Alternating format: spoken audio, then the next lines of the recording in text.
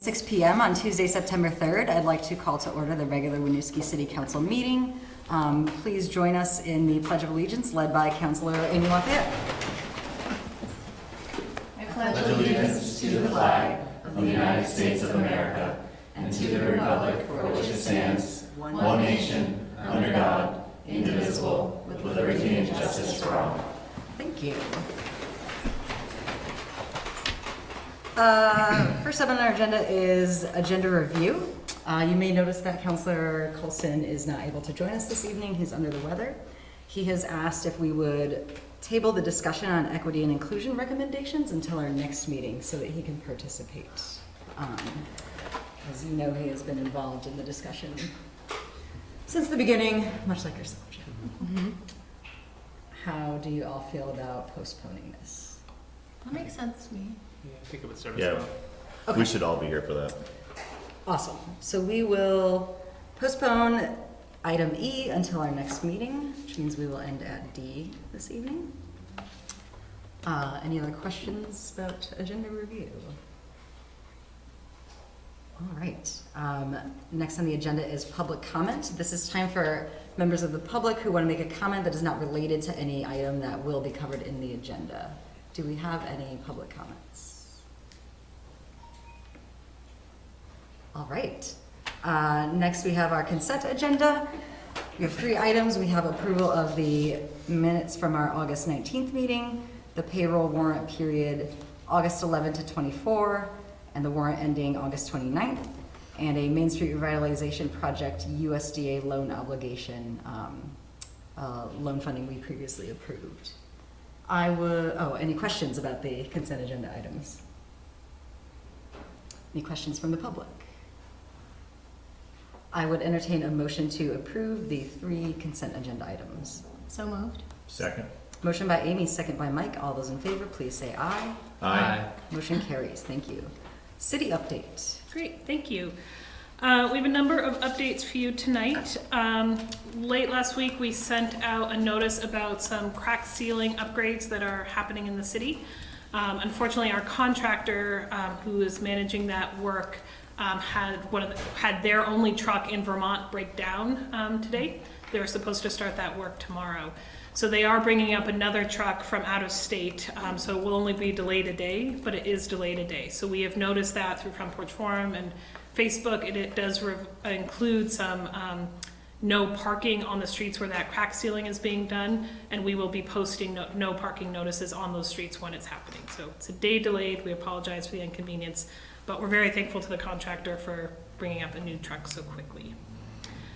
Also want to give you an update on East Allen Street, 268 East Allen, which is the Cassavant Overlook, the mixed-use development, has received their certificate of occupancy, and people are starting to move in, so that construction is ending.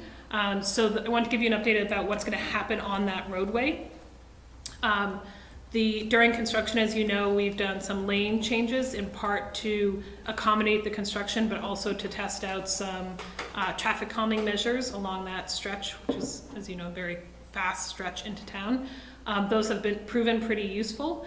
So that pattern is going to be maintained moving forward, but with permanent markings and street amenities. So that work will start next week, doing the striping and putting in making the crosswalk that's currently at Manso a permanent crosswalk. And that work will wrap up by the end of September. That work is being paid for by the developer, so it's part of their cost of doing business. So I just wanted to give you a heads up that was coming. We are still looking for members for the Development Review Board and the Planning Commission and the Finance Commission. We do have 5 candidates for the Finance Commission, but we'd still be interested in 2 additional candidates if people are out there and looking to be involved. And you can apply for those on our city website. We have exciting news about Main Street again this week. We received notice late last month that we did receive the $400,000 VTrans Vermont Bike and Pedestrian grant that Heather and John and Ryan worked on. So that's over, in about a month's time, about $850,000 that's come into that project. That money will specifically be for bike and pedestrian improvements along Main Street. So we wanted to put that in context, what that meant as we bring in grant dollars to offset the local tax burden. So with those two awards, that $850,000, that calculates into $1.25 million in debt service and interest payments. So by buying down that debt, we don't have to incur interest in addition to the debt buy down.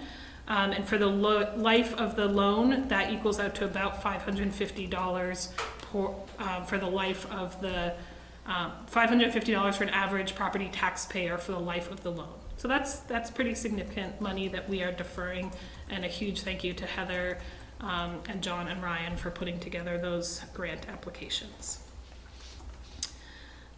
Just want to confirm, you got a message from me today about this, but we are going to change our regular October 21st meeting to October 28th. Really appreciate 29th, Tuesday, October 29th. Really appreciate your flexibility in that. At your next meeting, you are going to see a retroactive request to approve a check. We need to do a mid-cycle check to Cortland, which is our contractor on the Hickok Street project. They've been functioning very well, and we need to pay them off cycle to meet their financial needs. It's all work that we have budgeted for, it's within budget, and we have authorized approval of that, so we will be asking you to approve that retroactively at your next meeting. And then the fun stuff, some updates on events and programs going on in the city in the next couple of weeks. So tomorrow is our next Winooski Wednesday event in Rotary Park featuring the Wild Leak River Band. It's supposed to be a pretty nice evening, so I encourage people to come out to that. Saturday, September 14th from 9 to 1, we're doing a Winooski River cleanup event. So folks are encouraged to meet at the O'Brien Community Center at 9 and participate in that river cleanup. We have a new Pokemon club at the library on Friday afternoons at 3:15. We have a new youth librarian at the library who's really kind of running with this and is getting amazing feedback on it. So if you or your kiddos are interested in Pokemon, come join their friends at Fridays at 3:15 at the library. Thrive After School, now that school's back in session, is up and running. If you're interested, we still have a few spaces left, so registration for, if you're interested in that, can register at the website, or by emailing our new Thrive Program Director, Kate Anderson, who came on at the end of last month, who we should bring to introduce to you all at some future meeting. Vermont Patriots soccer program is also up and running. We have 100 youth registered. They're really fun evenings watching kids of all ages play soccer. And a huge thanks to the parents and the coaches who are really making that work with all of those young people. And then finally, as I mentioned last time, we're having an adult 3-on-3 basketball tournament Wednesday, September 11th and Thursday, September 12th. And we're still taking registrations for that event on the website as well. And that's all I have. Thank you. Thank you. Next up, we have council reports. Can I start down here, Mike? Yes, you can. I have nothing to report. Excellent. Downtown Winooski has also not met since our last meeting, so I too have nothing to report. I had another meeting with the mayor of Burlington and the chair of the South Burlington City Council to try to finalize the agreement that we're working on as three cities for how we move forward with the noise mitigation work. Should see another revision in the next couple weeks and be able to bring that to you all to have an open discussion about how we will move forward. We've continued a little bit of work on the equity recommendations, just kind of checking in after our last meeting, but no other official work to report. All right. Let's move on then to our regular items. The first item of business on our agenda is potential approval of FY20 municipal resolution for municipal planning grant. Thank you, Heather. You're very busy with grant work. It's amazing.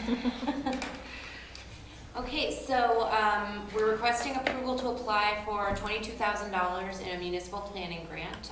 The match on what that would be $3,300, which has already been budgeted into the WCDC budget.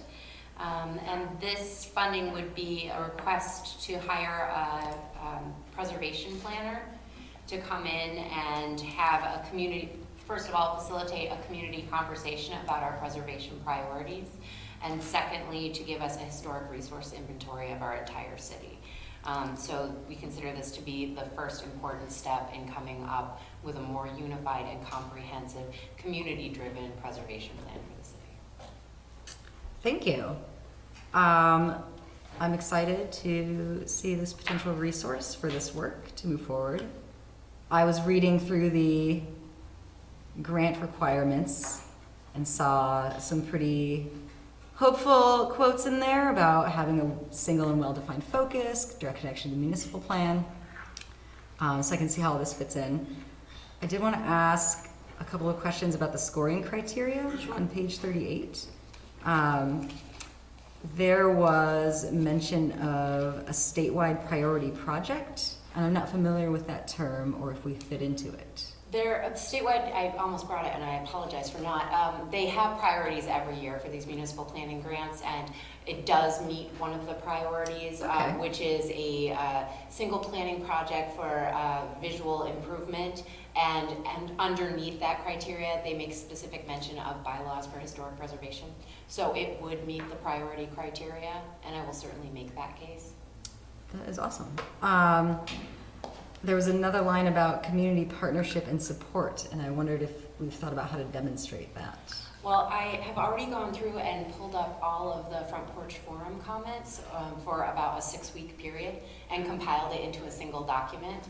So I can demonstrate that this is an emerging issue in our community. I think that absolutely without fail shows that. And certainly that's one of many ways that I will speak to that. But we've received this grant for the past 3 years straight. So coming up with what the community engagement piece of it will be has been very successful thus far, and I think we're looking at even further community engagement for this particular grant. Yeah, and I know from being at several meetings in Planning Commission, we have quite a few residents who are involved in historic preservation that would be Absolutely. very on board with that. Those are the only questions I had. I'm, like I said, excited to see this potential funding coming through. Questions from my fellow counselors? I had a question. I was noticing in the grant criteria that it said any source of match funds may be used, including from nonprofit organizations, and that the scoring criteria, if we can demonstrate partnerships with some of those entities, would be given higher scores. So I was just curious if we were thinking about the Winooski Historical Preservation Society or the Mill Museum, if we've talked with them at all yet. I haven't talked to them about any kind of financial match, but I'm certainly open to discussing that with them. Last year, the way that they've recently shifted the municipal planning grant is to require only 10% match, and that used to be a higher, there used to be a higher requirement. Mm-hmm. What I'm proposing here is a 15% match, because you get more points for going over that 10%. Mm-hmm. So I'm already kind of point crafting here, but certainly it's worth looking into to see if there are other organizations that would like to partner. Okay, and then my other question was, it says if we were to receive this grant, we wouldn't be eligible for the Better Connections grant, which is supposed to increase transportation options. We're already not eligible for that. Okay, So Okay. it's something that we're not eligible Okay. for to begin with. great, thanks. Good eye for detail there. Any questions, concerns from the community, from the public? All right, I would then entertain a motion to approve the FY20 municipal resolution for a municipal planning grant. So moved. Moved by Mike, motion by Mike, second by Jim. All those in favor, please say aye. Aye. Motion carries, thank you. Next on our agenda is a discussion we have someone here from V-Trans presenting about the Exit 16 Diverging Diamond Interchange. So John and Michael LaCroix will be joining us for this. Thank you.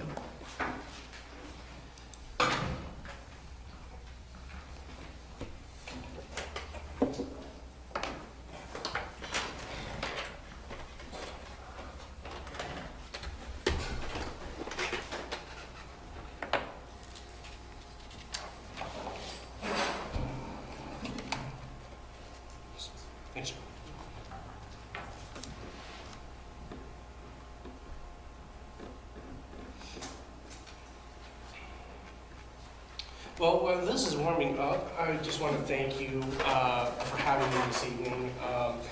As I was telling Jesse earlier, it's kind of been a long time coming. This project has been in the works for several years. I believe we started work initially on this project in 2012. We finally got to a point where we have a great design. We want to move forward and start the public outreach process. And so this was a great opportunity to sit down and explain to the people of Winooski what we're trying to do. Even though technically it's in the next town over, this exit has a great, or does have a great impact to the residents of Winooski. So, so it's very appropriate that I'm here tonight. We just started the public outreach process for this project about 3 weeks ago. Our first major outreach effort was at the fair. We spent 2 weeks at the fair, 2 weekends at the fair, and it was great to see people reach out and get feedback from them while we were there. Throughout the course of the next 6 to 12 months, we're going to be increasing our efforts to increase the awareness of this project when it comes and what it's all about. And you guys are one of the first on board, so I will start my somewhat short presentation.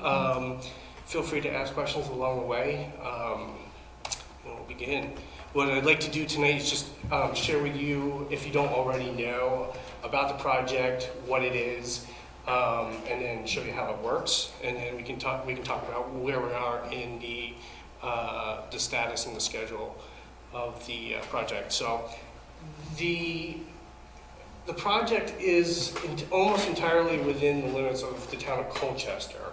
The roadway work starts at the Winooski town line, the Winooski city line, and it follows Route 7 all the way up past Sunderland Woods Road and before it goes into Sunny Hollow in Colchester, and it's about 1.05 miles.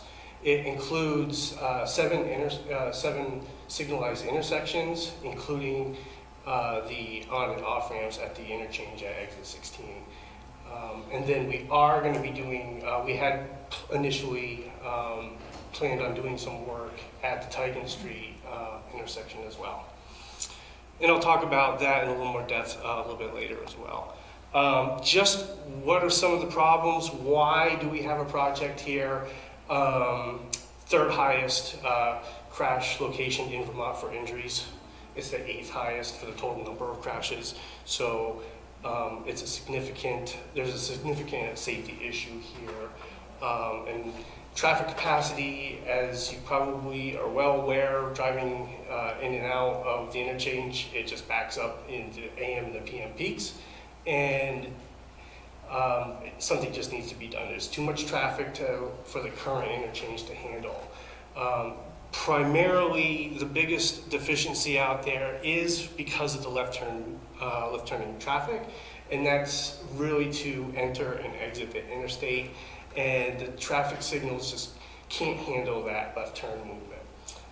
In addition to that, there's a lack of sidewalks and bicycle facilities. So folks from Winooski, for instance, they want to go to Shaw's, they want to go to CVS. They either have to take the goat path along the side of the road, or they have to walk in the road. So it is very unsafe for those folks as well. There's no stormwater treatment out there that meets any sort of current standard. So this project will be improving that situation as well. The buried and utilities out there are also an issue. So we're going to try to tighten up that as well. And then finally, the bridges out there are actually one of the good things about the interchange, believe it or not. They're actually structurally good, which I'm happy to report they do not need to be replaced, which was a factor in why the DDI, which we'll talk about in a moment, was selected as the preferred alternative.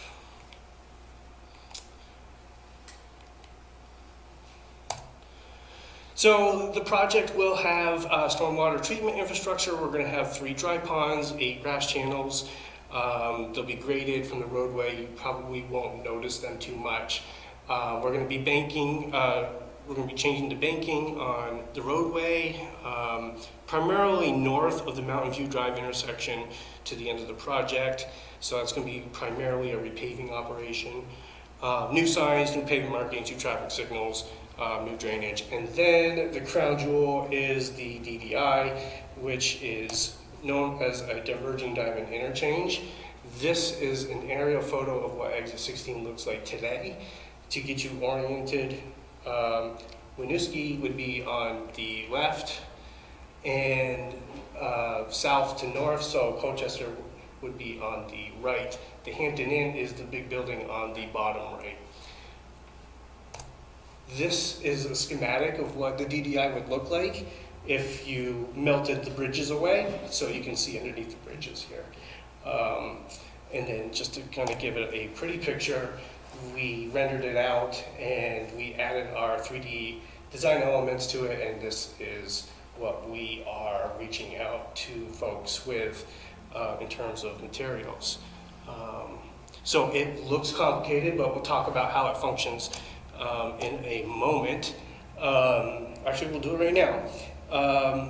The way the DDI functions is it forces traffic on the arterial highway, so not the interstate, the freeway, but Route 7, to the left side of the road under the bridges via traffic signals.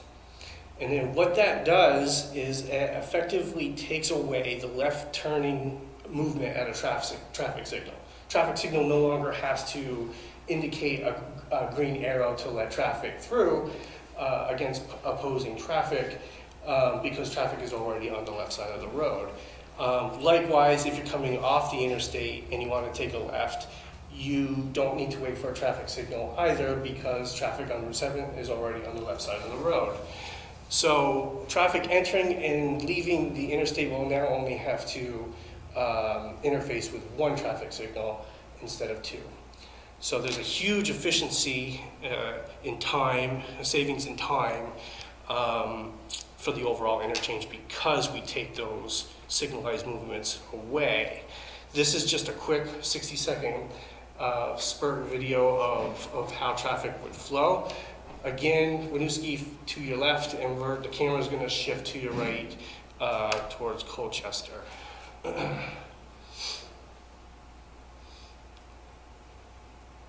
So right now, northbound Route 7 traffic is crossing over to the left side of the road, and they are traveling under the bridges.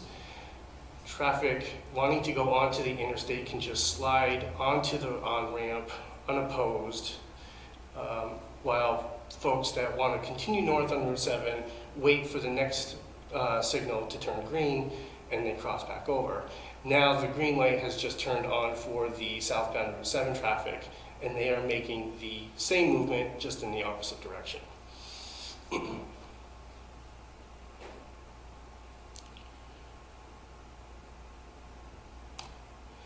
I talked about bicycles and pedestrians, how there are no facilities out there today. We are addressing that by creating sidewalks leading up to and beyond the interchange. Within the interchange, there will be shared use paths. So bicyclists will be able to either take a lane in traffic and ride with cars, as they're allowed to do by law in Vermont. If they are uncomfortable with that situation, there will be bike ramps where bikes can leave the roadway and use the bike shared use paths in the interchange, where there'll be crosswalks and pedestrian activated buttons for to alert motorists of crossing ped and bike traffic. I mentioned Tiken Street earlier. Depending on the time of the Main Street redevelopment project and the timing of our project, there will be some level of coordination. I've already started speaking with Public Works about this. And while we'll be doing we are planning on updating the traffic signal at the intersection, the interface at the town-city line will need some level of coordination as well. So we plan on working closely with John and his staff and getting our lanes lined up appropriately and making sure that everything matches up nicely. So, Can I interrupt briefly? yeah. What are you changing or planning to change about the Tigan, the signal there? Not much. There'll be new infrastructure, new signal equipment, modern 21st century signal equipment. And it will have some level of remote access. The reason why the city came to us early on and asked us to include that signal into our project was because a long time ago, that signal used to be coordinated with the rest of the signals along the corridor. And it might still be to some degree, but we really wanted to make sure that that signal gets upgraded with the rest of our signals so that it's all one contiguous system, and that should help with traffic flow. Thank you. Sure. Project status, where we're at. You probably heard in the news, we did get a Supreme Court decision on Friday, and generally it was really well. It was in our favor for the most part. We're pleased with that decision. There was one small piece of the Act 250 permit that did have to be sent back to the environmental court, so the court there could take additional testimony on one piece. I don't know the status of that hearing or what's involved with that. We're meeting with the Attorney General this week. So that's to be determined. How that affects the overall timeline of the project is still up in the air as well. Before Friday, our schedule was at the bottom. So this would be the earliest possible schedule. We would go to bid sometime in the winter, award it in the spring, and then potentially break some ground out there in the, later in the spring, early summer. The project is going to be about two and a half years of construction. It's going to be invasive and disruptive, to say the least, which is one of the reasons why we're trying to get ahead of this now. Try to make as many people aware that this is happening, and so that they can prepare and that we can prepare. One bright spot, if you call it a bright spot in the construction of the project, is we are planning on doing night work. We just have to. There's too much traffic during the day to have construction equipment out on the roadway. There's significant amounts of ledge removal that would have to be done, and we can't do that while traffic is moving, obviously. So there's going to be some level of coordination with that. So the first season is primarily just going to be, digging up and rebuilding everything underneath the roadway and underneath the interchange. So utilities, ledge, stormwater, drainage. Those are the things that we are aiming to do in the first construction year. In the second construction season will be where the changes that you see are really going to come to fruition. So that's where the roadway work is going to happen. We're going to have the curved islands. Those are going to start appearing. The new traffic signals will come online. Drive accesses will always be open. That's just part of what we mandate our contractors to do. And then they have to come up with a mitigation if for some reason they need to short-term close a driveway. I got a question for you. Nighttime noise, if you have to remove ledge, are you going to be blasting it at night? No, we won't allow the contractor to blast at night because of debris. If a piece of debris gets away from us, we can't see where it goes. So there will be very short bursts of lane closures and road closures, just enough time to allow for a quick blast and then the removal of the ledge, open the traffic again. So yeah, that's why there will be some disruption. during the day. But in general, most of the work beside the ledge removal will be. What about jackhammering? Is that gonna happen at night too? No, again, that's part of the ledge removal. Okay. We would ask that the contractor try to do that during the day. There are several hotels around. They do their business at night, so we're also trying to be respectful of that. It's kind of hard to balance all of that. Yeah. Unfortunately, it's a very busy place during the day, but it's also sensitive at night as well. So I know that residents on the upper side of Bellevue Street, Nomad Street, Weaver Street, they hear the Whitcomb plant at night. Oh, sure. So that's why I was just trying to figure out what kind of noise, just to Yeah. let residents know and understand what's expected. Yep, absolutely. And it's part of what we're trying to do and reach out to those folks. And there'll be several other iterations of public outreach. I'm sure we'll have at least one more meeting, probably more, and try to get more residents involved and let them know we're coming. So. And I have one more question to back up to the Teagan Street. Where does the Main Street project start? Does that start at Teagan and go down? That's a question for John. That's the question for John. Okay. Starts at the city line. We started at the city line, they had the city line. Now, if your project's delayed because of the Act 250 permit, and we start our project, who's gonna be responsible for repairing or fixing brand new pavement that could be done by the time you guys get started?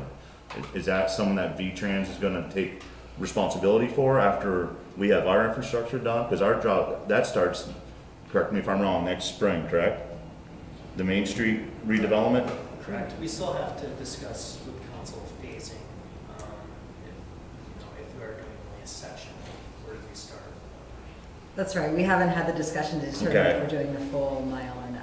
Okay, just wanna try to be efficient though, that we're not wasting tax dollar pay, our money on ripping stuff up once or twice, and if V-Trans gets delayed if we're not, I wanna make sure someone's responsible for that, not. Right, not and the we had city. similar concerns about it on our end because we were planning on going this spring and there was a potential of a delay on the Main Street project. So we're doing this little dance here that we're feeling each other out. We'll try not to step on each other's toes. Okay, perfect, thank you. Sure. So going back to construction, the third season, if needed, we'll have the contractor come up, do some cleanup, do some landscaping. So there is that possibility. We have a project website. It's part of our public outreach plan. We've been pushing it hard. There's a lot of great information about the project, more specifically than what I was able to share with you tonight. There's some great videos, animations. I'm just trying to get the word out. Go visit it. We have project updates on that website. Please sign up. And we have a 24-hour project hotline that is open now and will be open all throughout construction and probably beyond. And actually, that reminds me that the education piece of all this there is an education component to the public outreach plan where we are trying to alleviate some concerns or fears about driving on the left side of the road for 400 feet. It's not very common in the United States. So what we did is we've developed a driving simulator. We had it at the fair and it went over very well. We've reached out to driver's education programs in Colchester and we're about to do so in Winooski as well to get the word out that this is coming. And just share our experiences, share the driving simulator with them, and it's gone over very well. That education component will continue throughout construction and beyond as well, because once construction ends doesn't mean that we need to stop educating people on how it functions. So I just wanted to add that piece to it as well.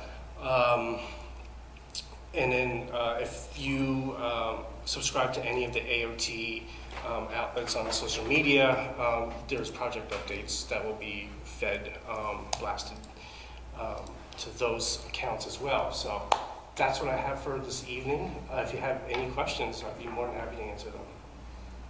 I have a question. Sure.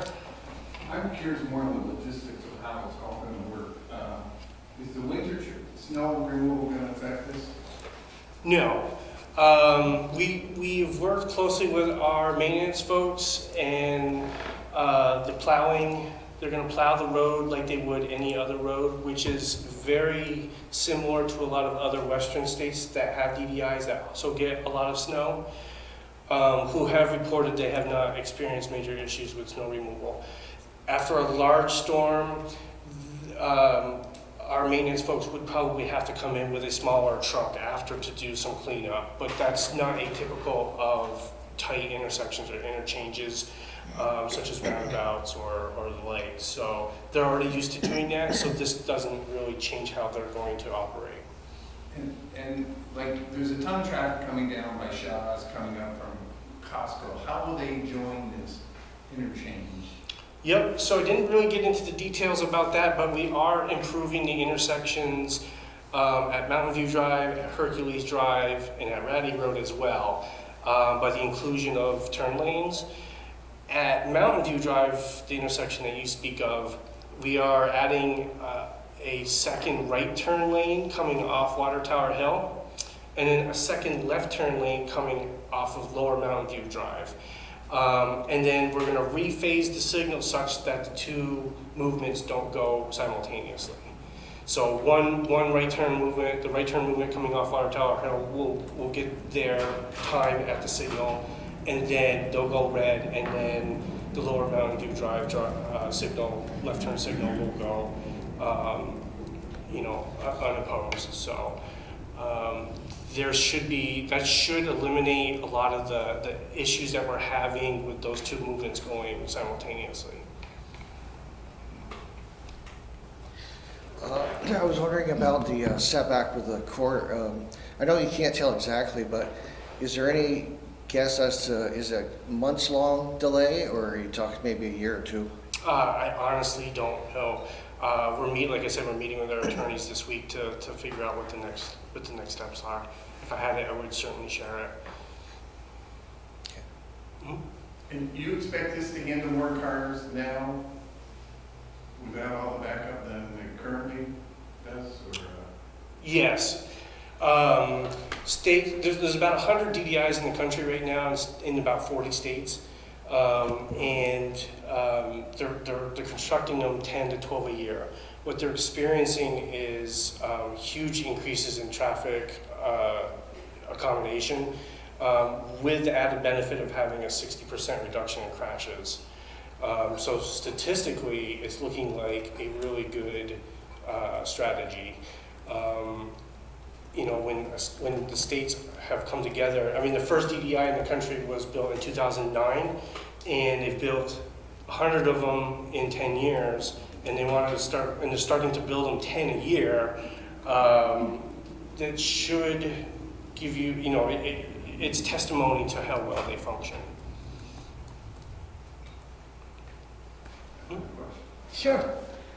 if you guys are doing your Main Street project next year, and you guys are doing digging up the street, it's going to be a nightmare going on Main Street. I mean, the business people are going to be screaming, and just everybody's going to, it's going to be difficult. Is that, are you guys concerned about that? Or? Yeah, so as we were referring to earlier, we haven't yet determined as a city if we're going to do the entire construction along the entire length of Main Street. There's been previous conversations about potentially doing from the Rotary to La Fountain or Spring, not completing the entire project right now and saving the other phases for future years. I think this definitely plays into that discussion about what makes sense. And, you know, what if maybe it's the reverse, maybe it's from the top down. That's something that we're going to have to keep talking about, and that Michael and John will be coordinating so we know what the schedule looks like for the others. It is unfortunate, though, that both of our schedules are now in flux at the moment. If I can just add to that, and also I ask people to remember to introduce themselves when they're making public comment. Thank you. We have in terms of the Main Street project, our community economic development staff and communication staff have been involved with the business community since the beginning of the planning for that project.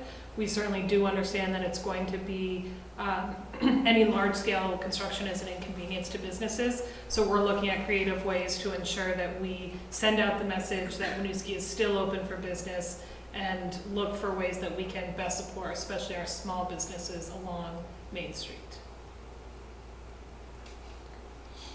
I have a question for you about crosswalks. Sure. So it looked like on the diagram, a lot of the crosswalks are going to be at on or off ramps. Correct. Can you talk about what sort of precautions, or are you going to install flashing lights, or what might be there for safety? Yep. So this is a snapshot of the southbound ramp. So at the top would be the southbound off ramp, and at the bottom is the southbound on ramp. The only ramp there that you see that's signalized is the southbound right turn, and you can see with the stop bar. That crossing there will be a standard crosswalk with a pedestrian activated push button. And then the other three, which are yield conditions, well, they're, for the sake of discussion, they're yield conditions. They will have the small, rapid, rectangular flashing beacons, exactly like what's down at the circulator. Yeah. Right. And are you also installing a crosswalk that will connect Lower to Upper Mountain View Drive? Yes. I don't have any diagrams to share with you on that, but there will be 3 of the 4 approaches at that intersection will have crosswalks. Okay, thank you. On the walking, it looks like from your diagram there, it goes behind the post, is that correct? That's correct. Now, there's no room there right now, because it's just all rocks there. How are you gonna make room? Yep, our contractor will have to get behind there and excavate that out. Back in 2011, 2012, there was a sidewalk project that was originally scheduled to go in along this stretch, but got postponed because this project was coming through.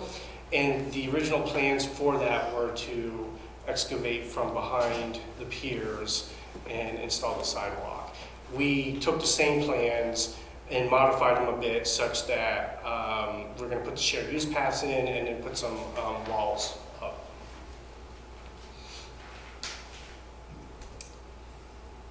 Has there been experience in the Northeast with the lack of striping that happens for a period of time, and how this will function for people who are used to either knowing the road or having physical barriers to separate lanes, or like for the 5 months we actually do have line striping? Yeah. How does that work? Because in the western states it's a different situation in terms of maintaining striping and clearing of the roads, so just curious how that'll work. Yeah, absolutely. We do struggle with keeping our line striping down.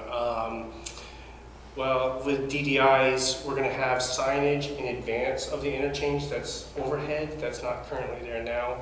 That would hopefully get people lined up into the proper lane assignment. So that'll help. We'll have the raised islands there are going to make it very restrictive, and they'll channelize traffic to where it needs to go.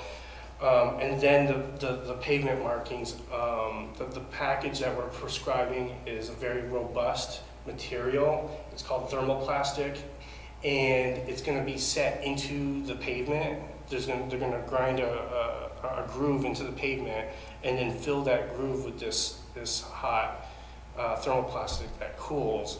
And in Vermont, we've started using it on our roundabouts where we get a lot of torsion, and the thermoplastic has been holding up very well even during the winter time. So we're going to use that material on this project because we can't afford to have to keep coming back through here and repaint it every year, because it's just it's just a crucial part of the design. So Thanks. Have you had, I know you're talking about doing ongoing outreach and education. mm-hmm. Is there anything else that you've learned from other communities who've implemented one of these in the sort of the getting used to it portion? They've, it's kind of interesting because they've done less outreach than what we're we're trying to do here. We have videos, and a lot of those communities hadn't ever done that. Missouri, which was the first state to implement DDIs on a large scale, essentially just built them and then crossed their fingers. But it worked out very well. It's very intuitive. If you've ever driven through one out west or in the south, it's very intuitive, unless you're making really sharp turns onto or off of the interstate. What they've experienced was that they felt like they were able to get by without it, or a small amount. Based on our experience with, like, say, roundabouts, for instance, and the fact that this would be the first in New England, we really wanted to take the bull by the horns and make sure our bases were covered with outreach and education. So we weren't going to roll the dice like they did. So. Well, that's promising. We think so. Other questions from council? Other questions from the public? Well, thank you for coming in. Thank you. We appreciate it. And Michael is going to be joining me for In the World of Winooski on September 24th to kind of do this presentation again in a recorded format that we'll be able to share out with community members. So we will also help get the word out for you. Absolutely. Great opportunity. Thank you. Thank you. Thank you. Thanks. That's nice meeting you. Did you just volunteer me for something? No. Oh. No. This mic. Oh, okay.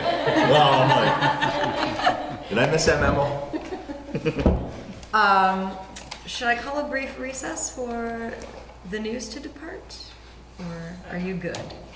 I'm good to go, Ms. Locke, go right on into the Okay, just checking in. Is it Mike? It is, as well? yes. Okay, It is. I know we've met before. There's a lot of mics here today. Yeah, you could join us too. Yes. All right, we can move on then to our next item, which is discussion of the scholarship policy, and Ray Coffey will be joining us. Just while Ray helps with some EV stuff, to table set a bit. So this is similar to the Affordable Housing Trust Fund policy we have brought you in the past. Just a reminder, the council approves high-level policy for the city, and then we develop internal procedures and guidelines for how to implement that policy on an operational basis.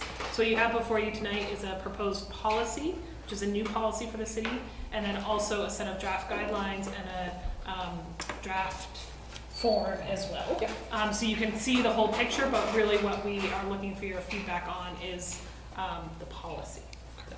Correct. And just, I think, a little additional table setting there. So we, for a long time, have dealt with scholarship requests on a case-by-case basis because we were not running, outside of the Thrive program, a lot of fee-based programs through our community services department for quite some time. We were able to do that. Now that we're starting to ramp that up, look at diversifying revenue streams and adding more programs to the mix, we're seeing more and more requests for scholarship support. And so we felt like we really needed to put some guidelines down on paper to help us structure that. So the draft in front of you tonight is hopefully going to help us do that. I think, again, we are here to seek feedback and get your thoughts, take that back to the drawing table and make some updates as needed, and then come back in a couple weeks and share that update. So a couple things to note, again, as Jesse mentioned, the form here, which is, I believe, in your packet, the first page of what you've got in the PDF.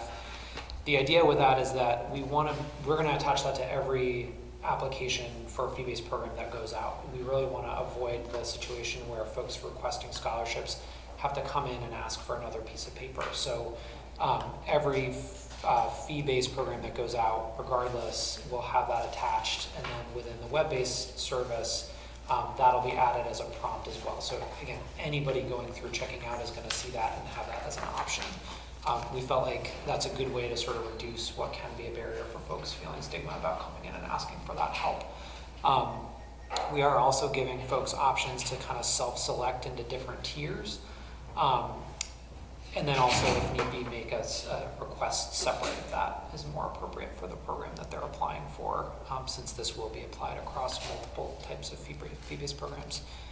And then the last thing, just to highlight, and then give Jesse credit for this thought, is really trying to look at, for the folks who are already accessing other benefit programs, let's not make them go through another hoop. Let's try to use the work they've already done as a way to justify the ask. So we're asking that if people do look for scholarship support over $25, that they select or self-select into one of these programs that they're already receiving benefits from, and then use the documentation they already have as a means of justifying that ask. So that's kind of a little bit of a snapshot of what that front page looks like.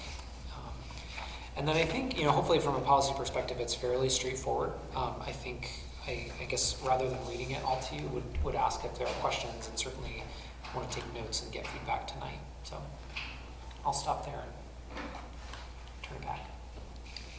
I appreciate the thought that's gone into how to address these requests in a more,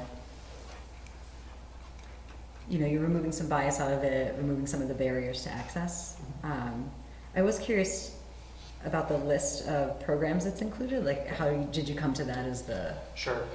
So that was mirroring within the DCF state subsidy program, the list of other eligible programs that they have there. So we took that list and pulled that over.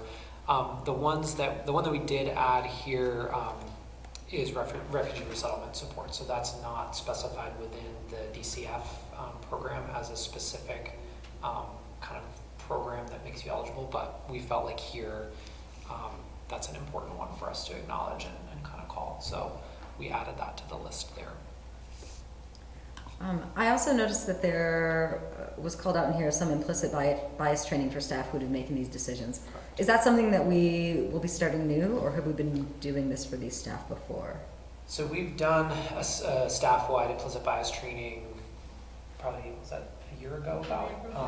So I expect that that's something that we'll want to keep up and keep offering. So, at this point we have quite a few staff, pretty much everybody from our department who's been through that. But certainly if we have a person appointed to that committee, we'd go and find a way to get them that training in addition. Okay. Do you have an estimate of how many you think are going to apply for a scholarship? It's tough to know. I think partially because we haven't led with this. We haven't made it widely known, with the exception of the community gardens program. But because the price point there is fairly low, we haven't seen an enormous amount of users there. I'm trying to remember, Angela, from the gardens. It's about $500 for the gardens. Yeah, so it's not a huge sum of money. Out of a $4,000 revenue stream. Right. So where does the revenue come from for this? So that I think upon approving of the policy is going to be the next question. Certain programs like the garden program has some funding set aside. Our youth football program has some funding set aside. But that's going to be a conversation, I think, for us to have and for us to do some work on as we look at, revenue coming in. How are we leveraging that? How much are we squirreling away? How are we sort of starting to structure budgets and programs that are going to be sustainable over time? So would you say that the budget would put a number on people that would be able to be eligible for this? Say like 100 for just numbers, just throwing them out there. So dependent on what we can sort of identify at the beginning of a fiscal year, or in this case, we're going to be a little off cycle because we're a little while into the year, we'll set parameters for the year and say we're going to spend up to this amount. And that dollar amount that we set will be done in such a way that we're not going to blow through reserves. We're going to look at that as a sustainable approach and say, if our community garden program is running an annual revenue of, positive revenue of $300, we're not going to say every year we're going to give away $600 of scholarship. We're probably going to say we'll give away 100, sock away 200, and keep some overage and grow some nest eggs. So I think it's a little bit to be determined, and also will be determined on sort of a program by program basis. Again, some programs have scholarship money already, and others don't. I think we also receive specific donations for scholarships for programs. Yes. Okay, that's the next question I was having. But I also think we need to look at this the other way. I mean, I think I agree with everything that they've just said, but I think we do need to look at this the other way too, in that as far as I know to date, we've never only run programs that pay for themselves. We have always subsidized programs to some level. So it is as much about putting money aside specifically for scholarships as it is about just being more transparent about where we anticipate raising revenue to fund community services, and to what extent we are subsidizing that with taxpayer dollars, and being more transparent about that. So I think that there is a pathway here where we may say, we're gonna come to you with a budget ask of X dollars specifically for a scholarship fund. There may also just be how we account for that in the revenue. You know, we're in whole numbers. We're gonna run a program for 100 kids that costs $1 per program, but we're gonna only count on $80 of revenue for that program. I'm just using hard numbers. That's not the case. So it's not solely about raising money for subsidies. It's also how we track what we project the revenues for each program will come in. We have never raised the money through program fees to pay for the programs we offer. We've never done that true cost accounting. And we're not suggesting we do that now. We're just trying to develop a system where we're a little bit more aware of what is raising revenue, how we can increase our program offerings, and 2, ensure that we're removing bias, and 3, ensure that we're following our own financial policies about waiving fees for folks. No, I think that's great. I think this is very good right here. To get back on the donations, is there grants available for such a program like this? Do we know? I think it would be a hard find to find a grant to seed a scholarship fund. I think most funders want to be able to see, through grant programs, want to be able to see an immediate outcome, a project, a program, etc.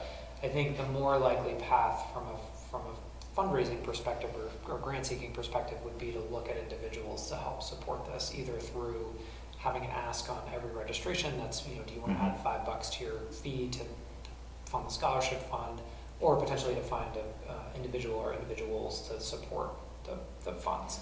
There's not a lot of grant programs, I think, that would give you money to just... Well, with the checklist you have here, I think there might be, because there's some, it's pretty straightforward, and I don't know, maybe there's something out there that could help us. Yeah, we'll certainly look around and see what's out there.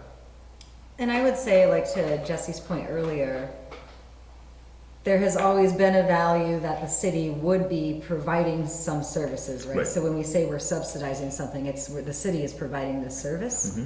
And that's a decision for this body, for safe, healthy, connected people, for those for the public decision-making process to say, these are services we want to provide with taxpayer dollars. Maybe other ones aren't. Like, there's a question in there that we can think about as information becomes available. Like, I feel like once this gets going, we're going to come to a later decision of like, here's the way the money played out.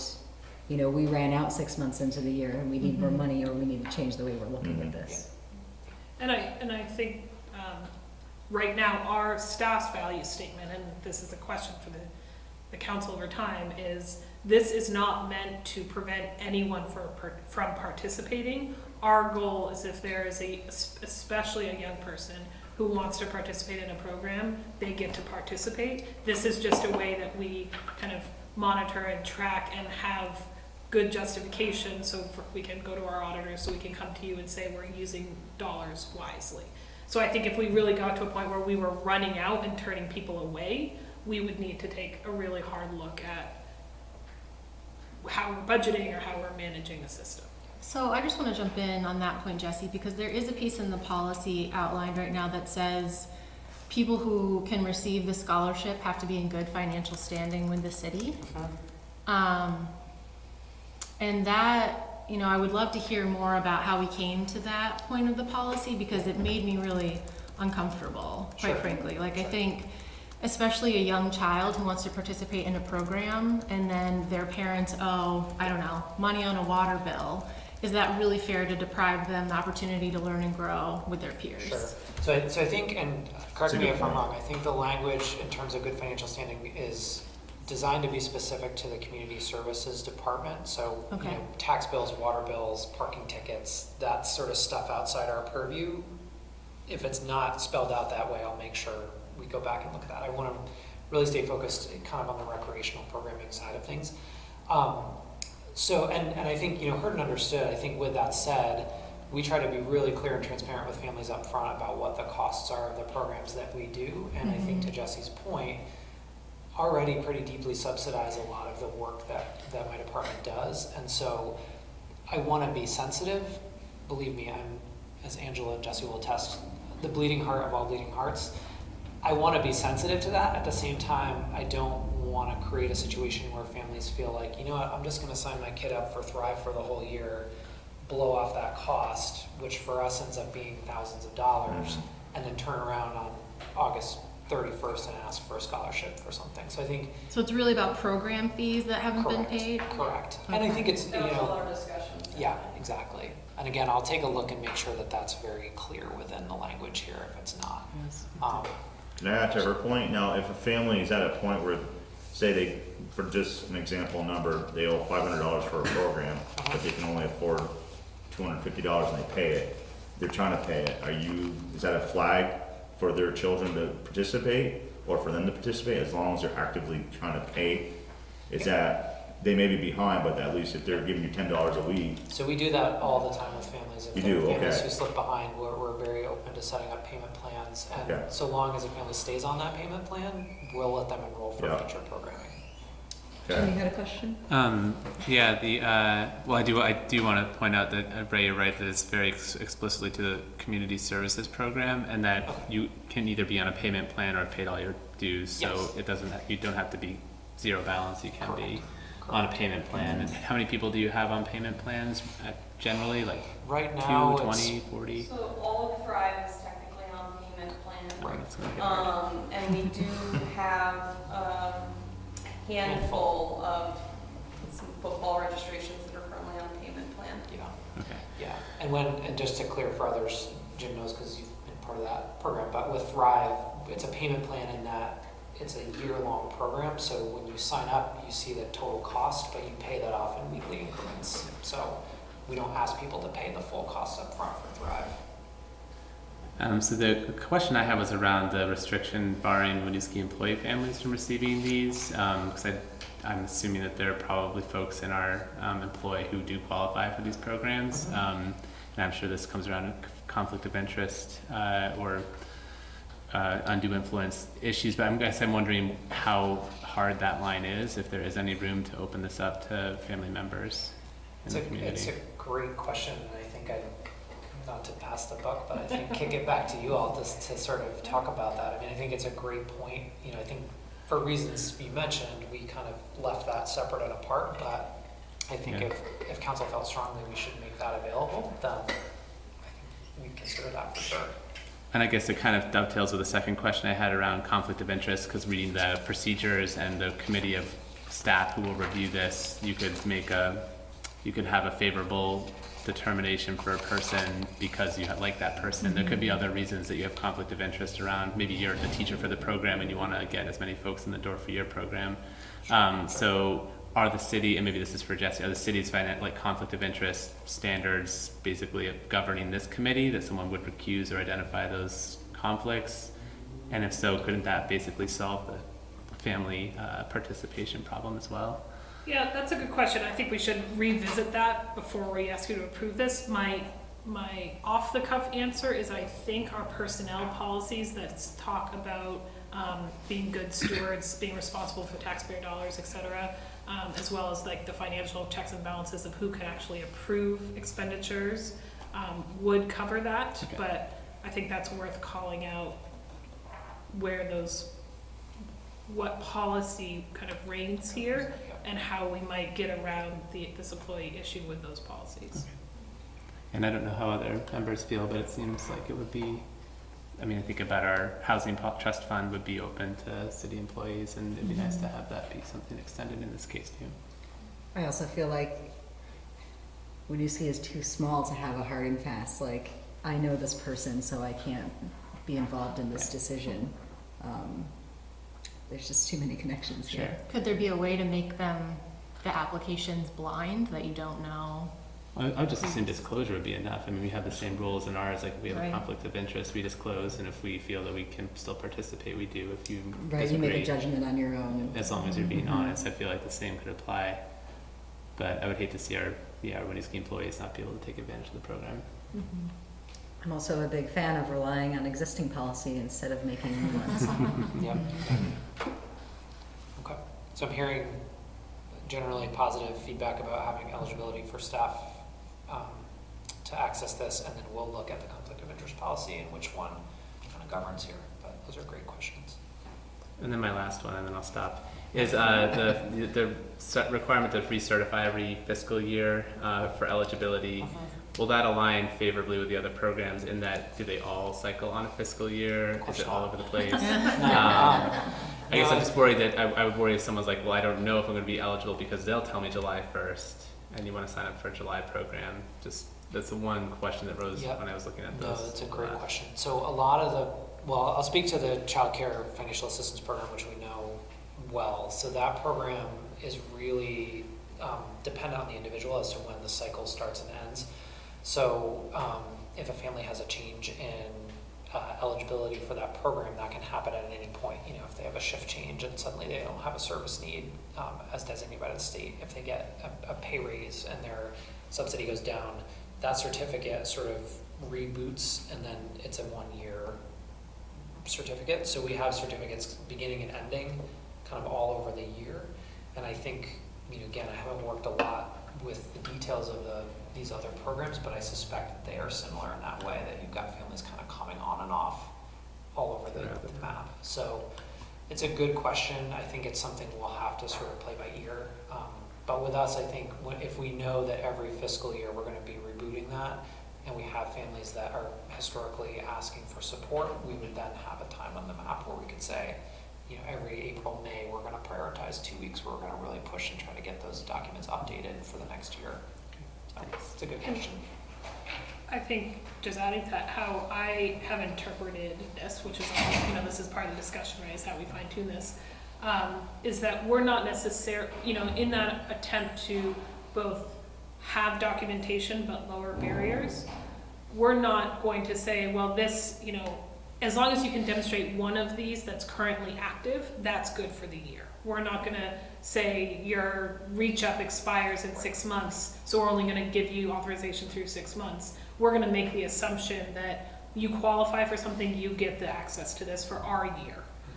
And then I think it's a good point that we can adjust that timeline as we learn more about how to implement this. But the intention isn't here that we can account for every day that they receive a subsidy that they are qualify for something. It's more to demonstrate that we have a process, we have a criteria, we're looking at that, we're not arbitrarily making scholarship decisions based on who we perceive as needing whatever. If you're eligible for something at the time you apply. Right. You're eligible for You're it. Are you eligible eligible? for the year. Okay, and I don't think that's the way that it's written now, because Okay. there is in one of the documents, I think it's the procedures, it specifically says that they'll recertify every fiscal year. So it's on the fiscal year cycle. So just, I think that would be great that, yeah, if it's like the others where you're eligible for a year from proving eligibility, great. That sounds really good to me. I just had one other point, and this, I realize this crosses into the less policy, more procedural. Sure. I think the application itself is written at a very high level. And in terms of reading level, where I work, we really, we work with a lot of vulnerable and low income people. We try to aim for 8th grade reading level, and I think that this would be way beyond that. So I would just encourage you and your team to, there's a lot of free tools out there that I could send your way, but you can essentially like take your application and put it into this widget and it'll rate it with a bunch of different criteria and tell you how high it is. That would be fantastic. Yeah, I'd be happy to send that your way.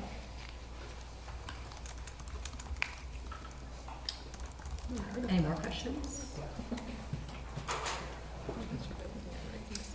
Is there any other feedback that would be useful to you today? I think this is definitely really helpful. I think, Amy, if you're able to send that document or the document translator over, that would be awesome. And we can do that and try to get this kind of right sized in terms of reading level, and then I think make some of the other adjustments. But no, I think it's super helpful. It's a really helpful conversation. Yeah. Thank you. All right, thank you. Awesome. Next item is Pine Grove Terrace Stormwater Improvement Project Clean Water Block Grant Amendment number 1.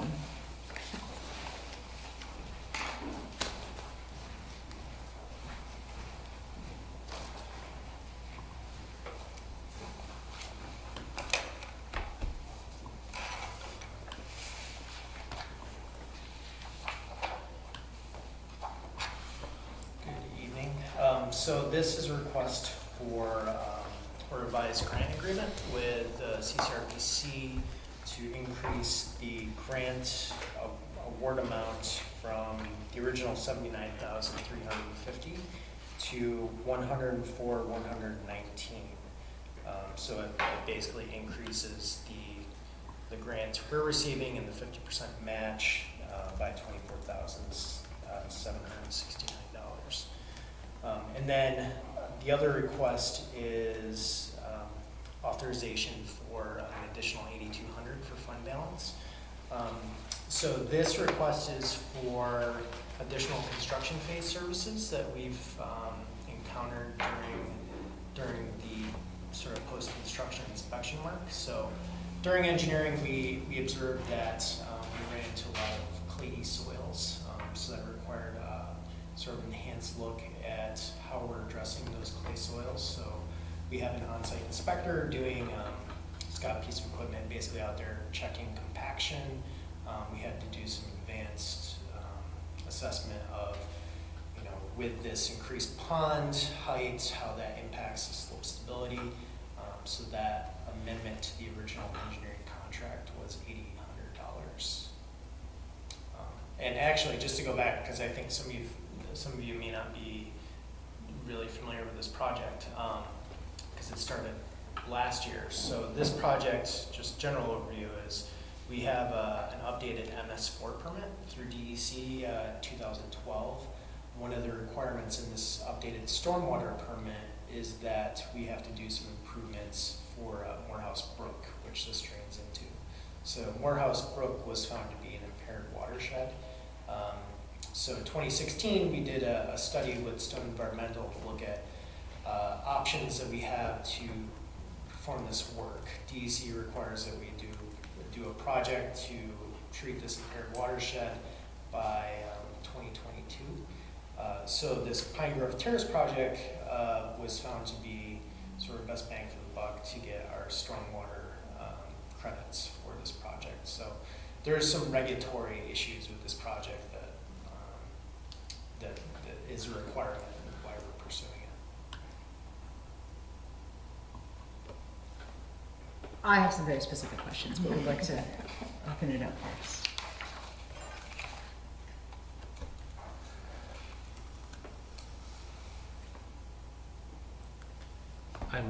So, yeah, your first question is the same as mine. Which I assume is related to the clayey soils that you discovered. My question was, why did the project budget go up? And as you said, you observe clay soils, which require, I guess, what is a new activity that's taking this additional funds to deal with that? Yep, so we have an amendment to the original engineering agreement that it's $8,800 for an on-site inspector to do the soils inspection and to do the slope stability analysis for the pond. And then why isn't Colchester increasing its cost share, or is that part of it? Like, I noticed that they had an original cost share match, but I don't, it wasn't clear to me whether the budget in there was modified on all fronts, or is it just the Winooski cost share and the overall grant amount? Or? So ultimately, working with their public works director, they will be supplying 10% of our actual costs, and actual costs meaning minus the grant award. So right now it's projected at like $10,412. That may go up, but basically whatever we get, whatever the final expense is, minus the grant, that's what they're willing to kick in. Okay. Thanks. Yeah, because their original, when we saw this back in July, it was like 19,000. We've had some discussions after that meeting with Colchester, and rightfully so. They're willing to kick in the actual cost minus the grant. We tried to make the argument that there's some administrative costs on our time that we're covering, but when this original flow restoration plan for Morehouse Brook was established, that 10% parameter with actual costs was a point of discussion. So we're holding that and sticking to what our actual expenses are. And the other change that I noticed was that There's no line item for drilling anymore, but the engineering cost went up about 15,000. Yeah, so they consolidated all those items into one line item. So if you're looking at engineering and inspections, we have an agreement with Stone for $40,250. New England Boring was, they did some initial subsurface investigation work, was $4,888. And then that additional amendment that I was talking about with the clay soils is also in that $55,138. Okay.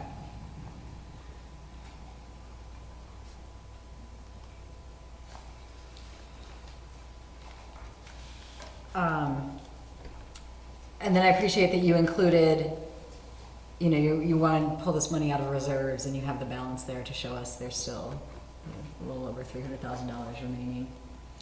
Yeah, my hope is that, you know, with the inspection, we're hoping it comes under budget. We don't want to utilize the whole 8,200, so there is a little bit of buffer in that 8,200 because the proposal is time and materials, the amendment for the engineering work. So that's the high end of what we could spend. Other questions here?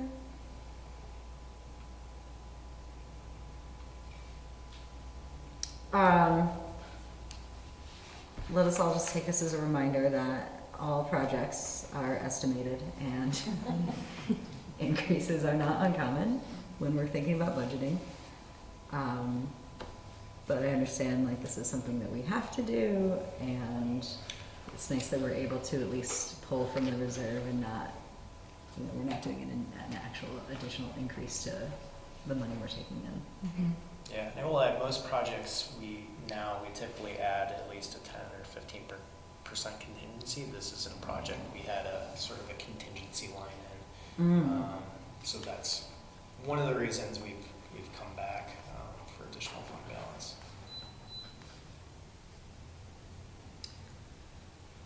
You know, I'm wondering, shouldn't they have known that there was clay there before they started though?